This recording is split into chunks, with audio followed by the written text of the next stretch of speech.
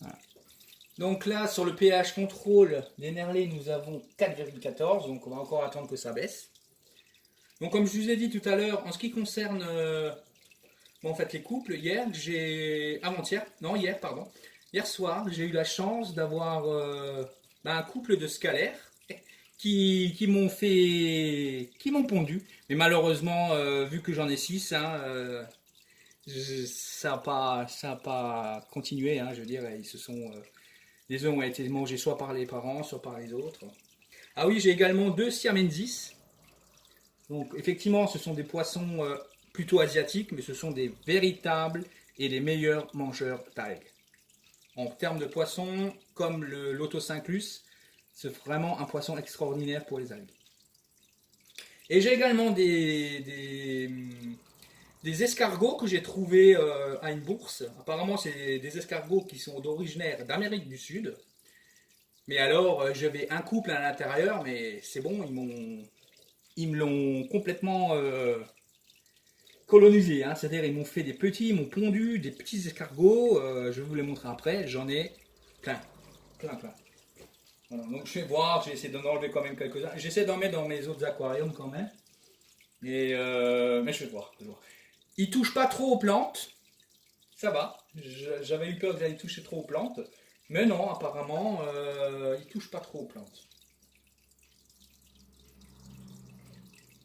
Et en ce qui concerne la Vallisneria, c'est vrai que depuis que j'ai la deuxième rampe, LED, c'est pareil. Alors autant, sans problème, elle poussait, je coupais des morceaux de parfois de 1 mètre 20 de long, hein, quand je fais le changement d'eau mensuel.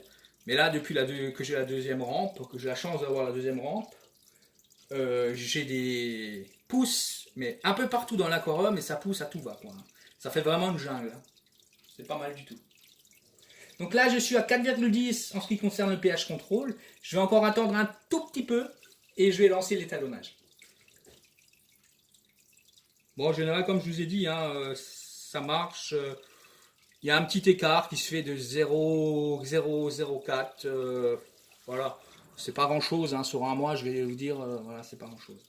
En ce qui concerne l'engrais, j'utilise de l'engrais Dennerlé, le fameux kit d'engrais chez Dennerlé, c'est-à-dire le S7, c'est-à-dire de l'engrais que je mets une fois par semaine, le E de 15, le fer en comprimé, que je leur donne une fois tous les 15 jours, et le V30, donc c'est un engrais que je donne une fois par mois.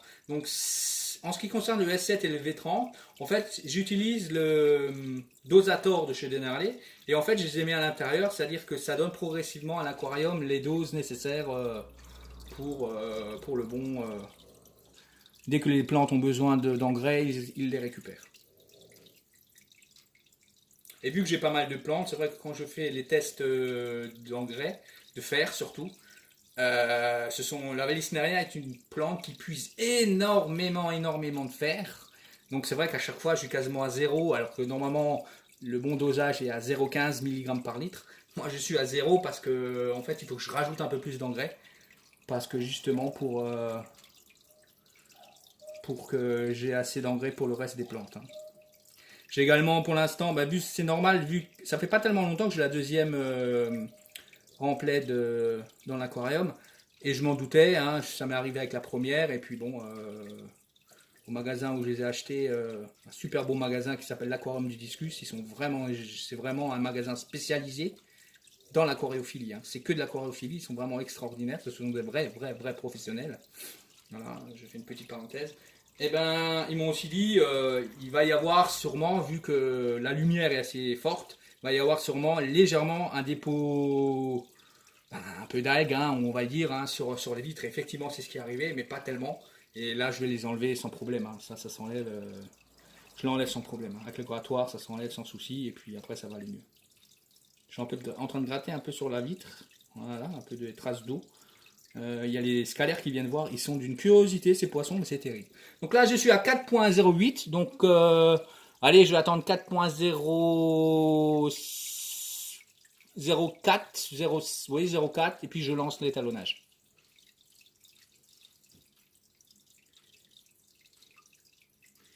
J'ai eu la chance de trouver 2 scalaires Altum dans une bourse aux poissons. Ils sont magnifiques. Je les ai eu petits, mais ils ont grandi en un rien de temps. En ce qui concerne l'alimentation, donc j'essaie de la varier au maximum. C'est-à-dire je donne quand je peux du vivant. J'ai de la chance justement dans ce magasin aquariophile d'avoir quand j'y vais de la nourriture vivante de chez Greybill, la meilleure nourriture effectivement française en termes de vivant. Sinon, je leur donne 6 jours sur 7, je les nourris 6 jours sur 7. C'est-à-dire que j'ai un jour de jeûne, que j'ai d'habitude le même jour, et le reste, donc les autres jours, je les nourris. Je les nourris une fois par jour, tous mes aquariums. Donc j'essaie de faire 5 jours de granulés ou de petits... pas des flocons, je ne suis pas tellement flocon, des granulés et puis des petites boules là, qui descendent à une certaine comment dire, vitesse dans l'aquarium pour que tout le monde ait à manger. Et 2 jours de surgelé. Donc je leur donne surtout de l'artémia congelé, des vers de vase congelés et un trio, ça s'appelle trio tropical. Et dedans il y a plusieurs, en fait c'est des petits cubes congelés, hein, et il y a plusieurs aliments